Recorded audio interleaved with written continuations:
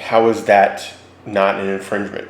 How is that not an attack on U.S. gun owners as opposed to a sanction on Russia?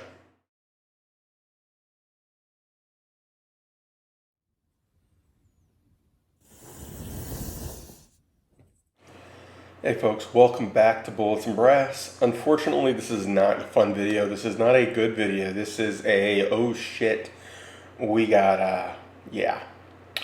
So, you've probably seen other videos on this already. They just basically made it impossible to get Russian ammo.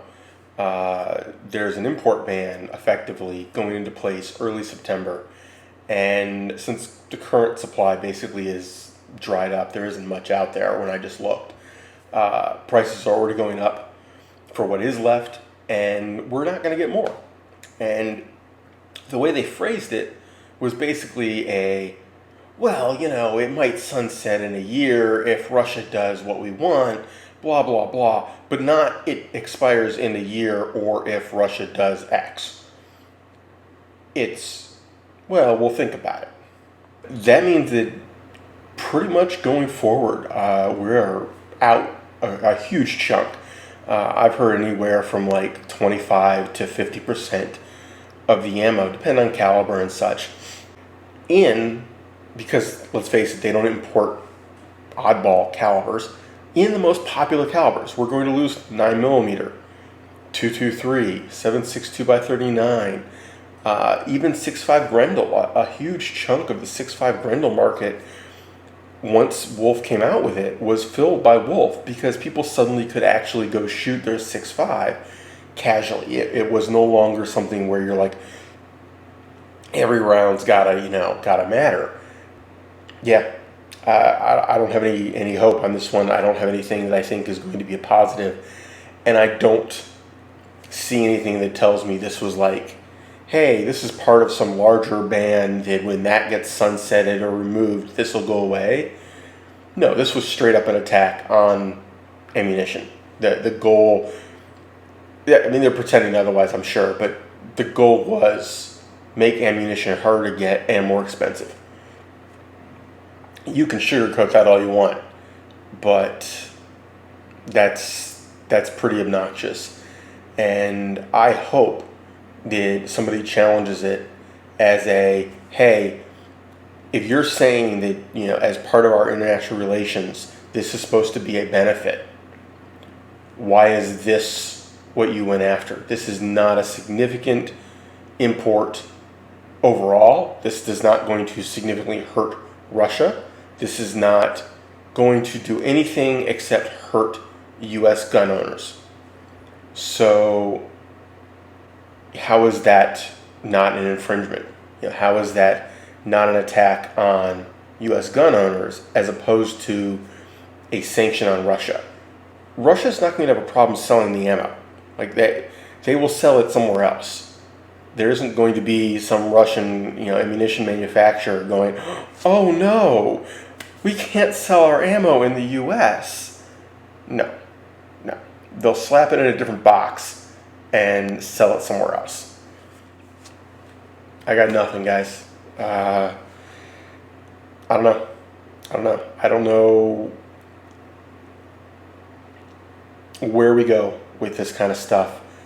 We're not even a year in, and I don't see a light at the end of the tunnel for the behavior. So unless people push back, I mean, if congressmen and congresswomen are not removed from their seats and somebody else put in, and those people having a very clear mandate of this was not okay, this is why the other guy or gal got voted out, fix it, or you'll be next. We'll vote out you in the next election, and there'll be somebody else.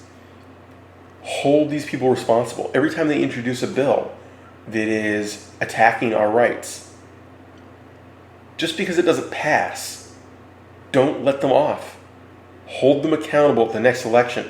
There's a line a mile long of people that want those seats. And most of them don't care about firearms, one way or the other. They just don't. Let's be realistic. Politicians don't care. But if you make their ability to get elected and get reelected dependent on not doing that, this is why they demonized the NRA. Because the NRA was such a powerful force for so long, there was so much money and leverage that they had to tear it down because basically the NRA was doing this job. Well, the NRA is no longer doing this job. It hasn't for a long time. But the other organizations that are trying to replace the NRA don't have political leverage yet because we haven't given it to them.